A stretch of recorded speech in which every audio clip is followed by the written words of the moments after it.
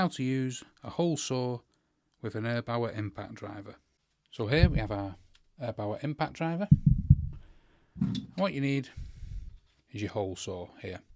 It's just a small one, but you do need this bit also.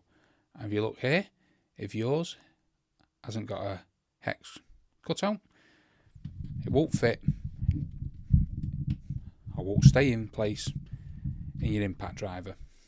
So what you do need is a screwdriver bit holder like this here, or a chuck adapter with a hex cutout like this. But first you want to get this drill mechanism here, and you undo this bolt here at the end. Then you slip this section into the actual hole saw, and it fits like a jigsaw. See, so you want it to go through like that. Then this will allow you to completely tighten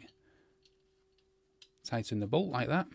You want to get it nice and tight, and then you either want to put this in your bit holder or your chuck adapter.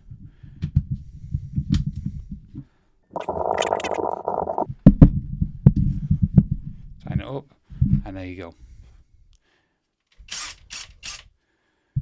The chuck adapter is a bit slower, but it's a bit more permanent, where the drill bit holder is a bit quicker.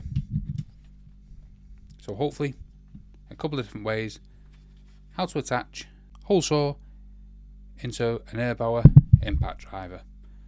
Hope you found this video helpful. If you did, smash the like, smash the subscribe, and thanks for watching.